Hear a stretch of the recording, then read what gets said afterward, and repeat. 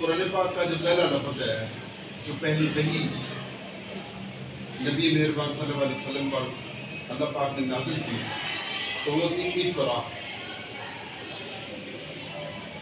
یہ جو پہلی 5 آیات ہیں اس کی، اس میں لفظ اقرا 2 بار آیا، ٹھیک ہے، اور باقی جو لفظ جن پہ اسٹریس ہے، زور ہے، وہ بھی 2 بار آئے۔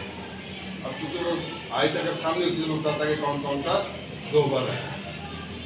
تو اس کا مطلب یہ ہے کہ اقرا بسم ربک الذی، پڑھو اپنے رب کے نام سے جس نے انسان کو پیدا کیا۔ اقرا بسم ربک الذی خلق الانسان من علق، جمع ہوئے خون سے پیدا، ٹھیک ہے۔ اور ہم اس میں تشریح میں نہیں جائیں گے کہ خون جو ہے وہ جمتا کیسے ہے، خون کی اقسام کتنی ہے، آپ کو پتہ ہے، پازیٹیو بھی ہے، نیگیٹو ہے۔ اللہ تعالیٰ نے مثالیں دیکھیں کتنی خوبصورت دی ہے، جمع ہوئے خون سے پیدا۔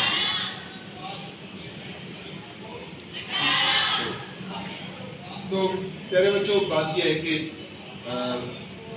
آپ جو ہے وہ ہمارا فیوچر ہیں، آپ ہمارا مستقبل ہیں، آپ ہمارا آنے والا کل ہیں، اور آپ ہی کی وجہ سے یہ ملک آگے بڑھے گا۔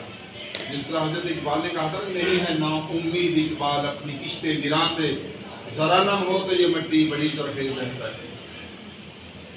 تو محبت مجھے ان جوانوں سے ہے، ستاروں سے جلاتے ہیں کمن، جھپٹنا پلٹنا، پلٹ کر جھپٹنا، لہو گرم رکھنے کا ہے ایک بہانہ، پرندوں کی دنیا کا درویش ہوں میں کہ شاہی بناتا نہیں آشیانہ۔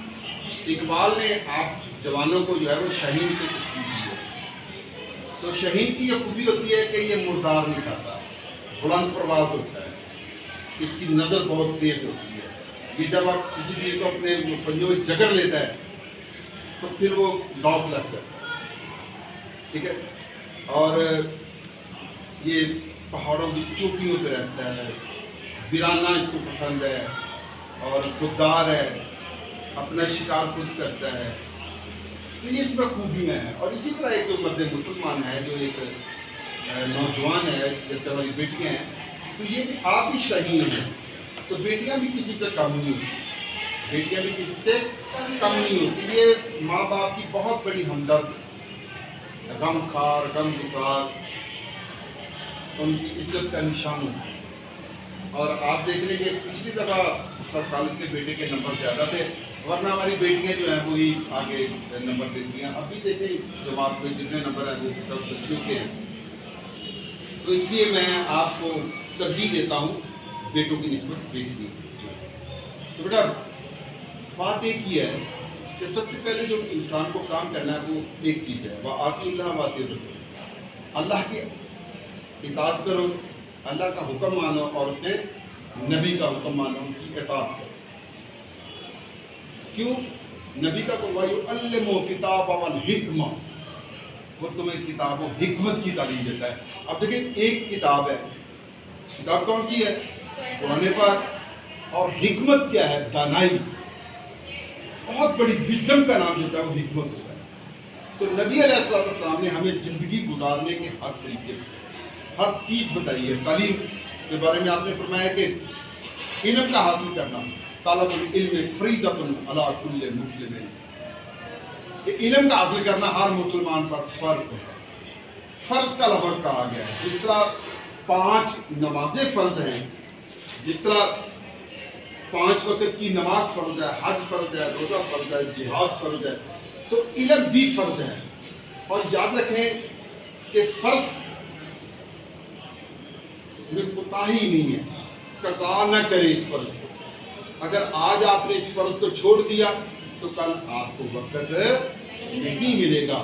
آج آپ کے پاس وقت ہے، اس کو استعمال کریں اور اپنی طاقت کا لوہا منوائیں کہ ہم بہت اچھی بچیاں ہیں، بہت اچھی بیٹی ہیں۔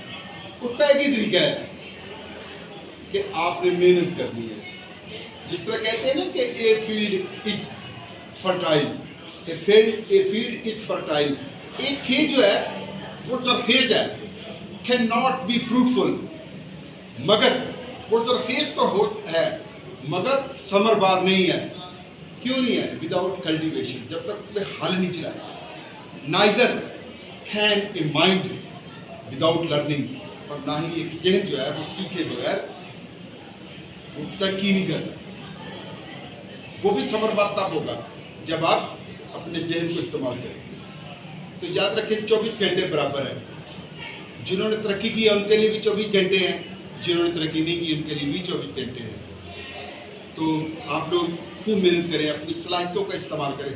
دیکھیں اللہ پاک نے آپ کو مختلف صلاحیتیں دی ہیں، لیکن لقد خلقنا الانسان فی احسن تقویم والتین والزیتون وطور سینین وہذا البلد الامین لقد خلقنا الانسان فی احسن تقویم. اللہ نے 4 قسمیں اٹھائی ہیں اور کہا کہ ہم نے انسان کو خوبصورت پیدا کیا، ہم نے انسان کو خوبصورت پیدا کیا ہے.